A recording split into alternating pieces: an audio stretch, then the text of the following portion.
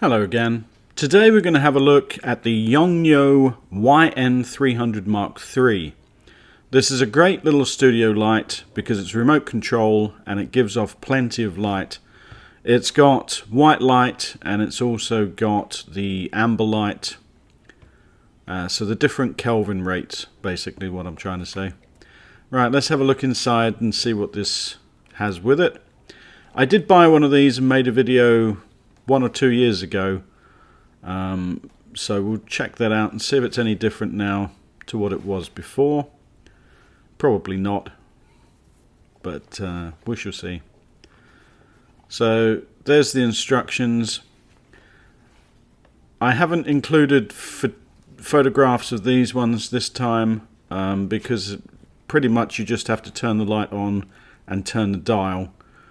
It's pretty straightforward. Right, so inside here we've got a nice little handle. We've got, right, let's take all the bits out, I'll go through each one. Okay, so in here we've got the different coloured diffusers. So we've got a clear one and an amber one, and they diffuse the light slightly. You may need to use another piece of white diffusing cloth if it's too bright. Right, so we've also got here the desk stand, handle, a GoPro cold shoe mount.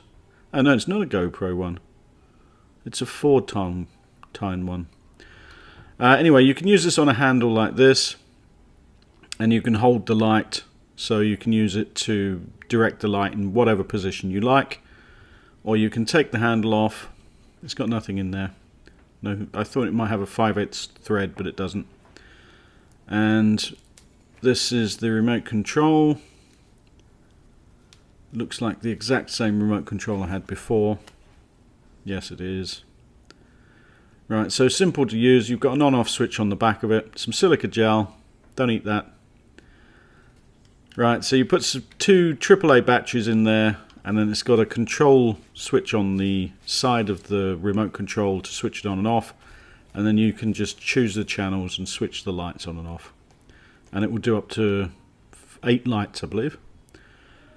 Right, here's the light itself. Pretty much exactly the same as the one I had before, just nice and shiny and new, and it will probably be brighter than the old one I've got. On the back here you've got an LED. You've got the dial and the LED. You can use the old Sony camcorder batteries with this light as well.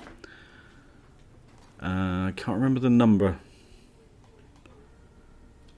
No, I'll see if I can look that up, and I'll include that at the end if I can find it.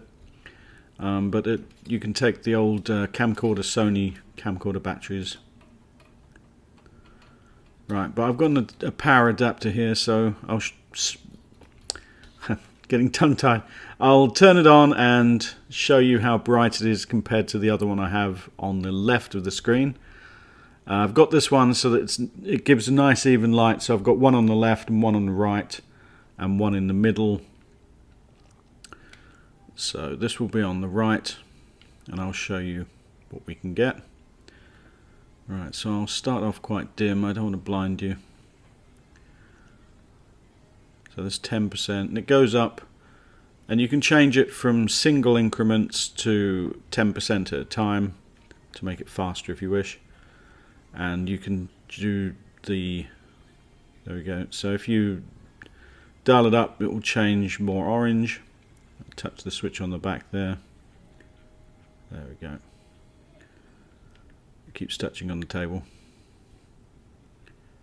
Okay, so we brighten this up and I'll show you what it looks like from the side. There we go. So nice and bright. 99%. And this is all white. So it'll be about 55 Kelvin. Okay, so there's an idea of what it will look like. Depending on when this video goes up, you'll have seen it in the videos already, or it will make the videos look nicer, hopefully. and it will go alongside the 4K camera. Alright, got to get some batteries for the remote. Right, I hope you've found this interesting. I'll show you the whole studio setup when it's completed, and I'll see you next time. Bye bye.